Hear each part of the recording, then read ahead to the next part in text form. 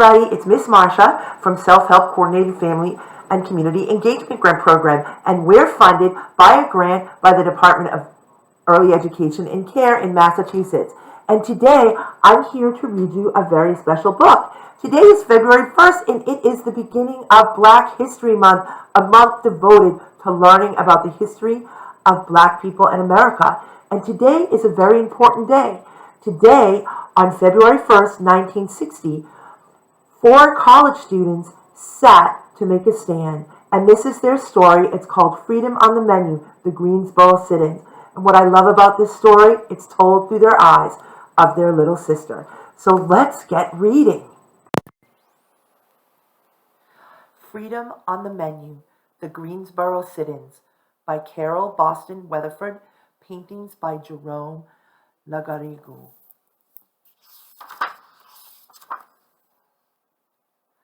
Just about every week, Mama and I went shopping downtown. I loved having her all to myself for the afternoon. Whenever it was hot or we got tired, we'd head over to the snack bar in the Five and Dime store. We'd stand as we sipped our Cokes because we weren't allowed to sit at the lunch counter.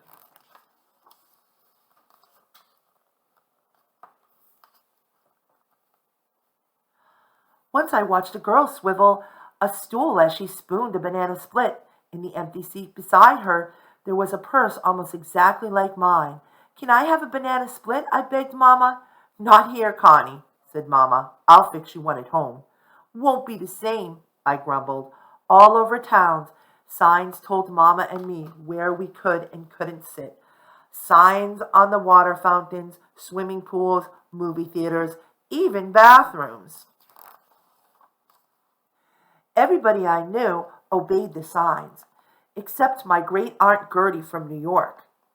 Once, when she visited us, she drank from a white-only water fountain and said real loud, "I've never heard of colored water. Have you, Connie?" Then she lifted me up so I could take a sip. I looked up from the fountain. "Y'all know better than that," a man scolded. I started to say sorry, mister, but Aunt Gertie just huffed. "I'm too old for silly rules." It was a really hot day, and the man walked away without taking a drink. There weren't any signs up in the Five and Dime, but we still knew how it was. Most people didn't expect change anytime soon, but my daddy thought different. "Dr. King's coming to town," he told us one morning. "Who's sick?" I asked. "He's not that kind of a doctor," Connie Daddy laughed. "He's a minister who's working to make things better for us," said Daddy. "So we can go anywhere we please," said Mama. "Like the lunch counter?" I asked. "Yep," said Daddy, "and other places too." Later that week, our whole family went to hear Dr. King preach at the college chapel. I didn't really understand all of his speech, but I liked his booming voice. It sounded as if he believed God was on our side. Every few minutes, Mama would say, "Amen." And when Dr. King sat down, everyone stood and clapped for a long time. Soon after that, my brother and sister joined the National Association for the Advancement of Colored People. Everyone called it the NAACP. They let me tag along as they went door to door helping people to sign up to vote. "I've never voted in my life," said a white-haired lady leaning on a cane. "Will I get to vote for president?" "Yes, ma'am," I said. "My brother wants to be president when he's all the way grown." "You tell him he's got my vote and to hold on to his big dreams," she said, handing her voter registration form to me. "Yes, ma'am, I'll tell him," I promised, thinking about my own dreams too. "Times are changing," she said, waving as I left. Then one day, Mama and I went shopping downtown. We stopped at the snack bar just like always, and I tugged at Mama's sleeves. "Oh, look over at the lunch counter. We know those boys." There sat 4 of Brother's friends from A&T College. "Do they know they're in the wrong place?" I whispered. "Some rules have to be broken," Mama whispered back. I heard them order, "Coffee and a donut, please." "I'm sorry, we don't serve your kind," the blonde-haired waitress said, wringing her hands. The boys didn't budge. "Don't y'all understand English? Y'all go on over to the snack bar and stop making trouble here," a kitchen worker hissed. The manager tapped his foot and jutted out his chin. They can sit there forever for all I care, he said, storming out of the store. An old white lady came up to the boys. I'm proud of you, she said, clear as a bell so everyone could hear. I wish someone had done this sooner. The waitress kept wiping and re-wiping the counter and refilling salt and pepper shakers, sugar pourers, and napkin holders. Suddenly the manager came back with a tall policeman. Let's go, Connie, said Mama. The manager shooed us right out of the store and then put a close sign on the window. I couldn't wait to tell Brother.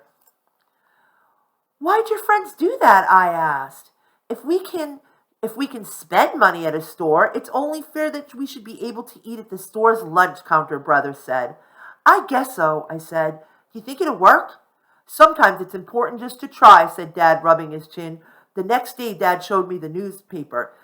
The headline said, Negro students stand up by sitting down. They sat 4 hours, said Daddy, peering over the newspaper. I'd be too hungry to wait that long, I said. Connie, they really didn't want food, said Daddy.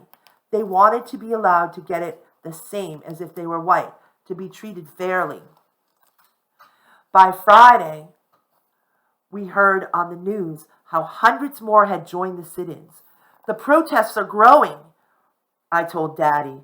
I'm joining the sit-ins, Brother said, bursting into the room. And I'm going downtown to picket downtown tomorrow, said Sister. I want to go too. I'm plenty old enough to hold the sign. I know I can sit, I said. It's good that you want to help, said Daddy, but Connie, you're still too young for these things. I never get to do anything important, I pouted. You can help us make picket signs, said Sister. That's very important. The next morning, I handed Sister my little flag for her to carry. We'll tell you everything when we get home, Brother promised. Turns out, I saw the protests on TV. Hundreds of people walked up and down the sidewalks in front of stores, restaurants, and movie theaters. I saw my own sister carrying a picket sign. And there was the back of Brother's head at the lunch counter. My own brother. I'm just so proud of them, said Daddy. Me too, I said. I just pray there's no trouble, Mama fretted. After a while, I watched the news on TV almost as much as Mama and Daddy. One night, I saw a report on the sit-ins. That doesn't look like downtown, I said. Connie, the sit-ins have spread all over the South, said Daddy. Just then, the phone rang, and I answered it. Daddy, it's Sister. She got arrested at the lunch counter. She's in jail.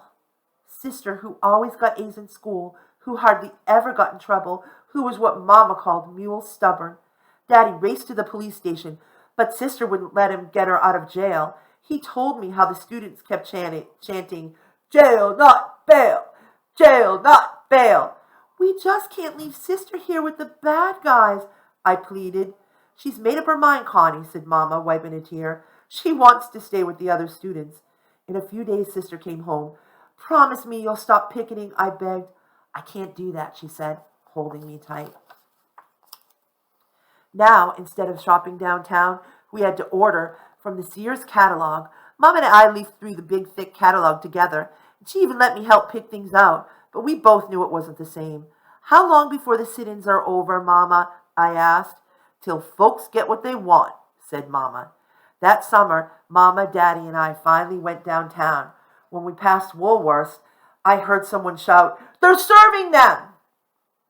Daddy stopped the car so fast that the brakes screeched and Mom and I jolted forward. We parked and ran to the lunch counter.